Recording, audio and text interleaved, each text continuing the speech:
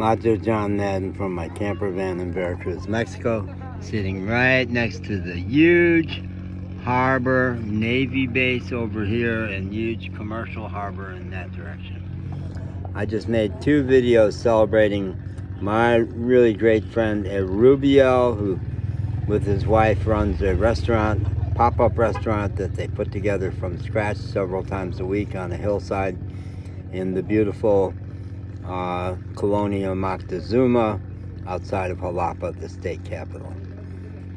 So I just was celebrating their sense of humor and their willingness to toast pampudas, women's asses in Mexico, and that the women found it equally interesting conversation as the men, and how liberating that was.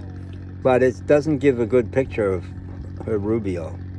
What a monster that guy is.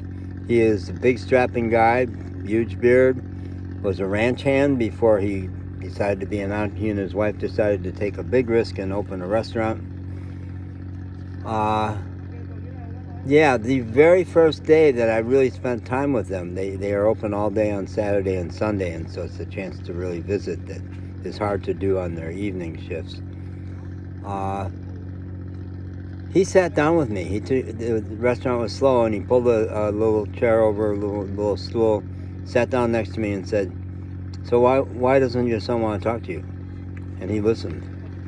He really listened. I'm tearing up because it's something I need to talk about, and he wanted to hear. He really wanted to hear. He's not a psychologist. He's not a psychologically oriented guy, but he knew that this was important. Another sign of what a complex and wonderful man he is. He's a big guy and a rough guy. I'm sure he knows how to fight, and he could kick my ass in a heartbeat. My car has all kinds of problems and lots of electrical problems, and he had jump-started my car, and I said, I need to go drive it some, because that's the only way it gets really charged. He says, "No, you don't need to do that. Just race it. Just run it here for a while." And I said, my car, I know the ins and outs of my car. That will not charge it enough. I have to drive it. And he pushed back and said, no, just race it. It'll be enough. And I blasted him. I really let him have it. I screamed at him, "Shut up! You don't know my car. Don't tell me what to do." And that's a core principle for me. It's a core principle of Gestalt psychology, no unsolicited advice. But it's a core principle of my life is, do not tell me what to do. No, all my friends have heard it from me. And he took it. He took no offense. He could handle that. He also, on another occasion, I cried quite bitterly, I think, about my grandchildren that I don't get to see. And he handled that. None of that was a problem to him.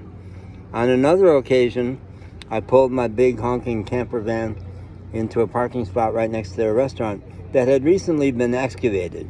So it was soft soil, and my car has virtually no brakes. I've gotten really good at driving it with no brakes, basically. I kid that the way I stop the car is to stick my foot out. But I have to really hammer it down, and I have to really watch for when I'm going to have to stop. And the transmission has got problems too, so it'll hesitate, and then jump.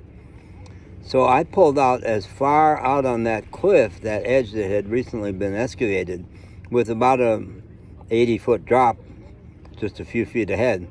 And Erubiel's son, who's a really great young man, maybe 17 or 18, said, "Pull a little farther forward."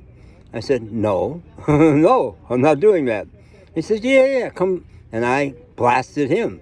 "Don't tell me what to do. It's my car. You have no idea what dangerous advice you're giving me."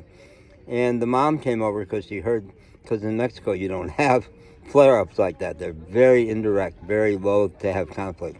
So to hear me yelling at him like I was doing, she knew something was up. And I said, "Tell him he's a great guy, but do not try to overrule me when I say I'm going to go off this fucking cliff." So they got it. They respected that. Yeah. The other thing I did with Erubiel, I don't know how it came about that they're into nicknames, and my nickname was Johnny Gomez de Tampico, Corriendo de Tampico, Johnny Gomez from Tampico left Tampico on the run. It's actually true.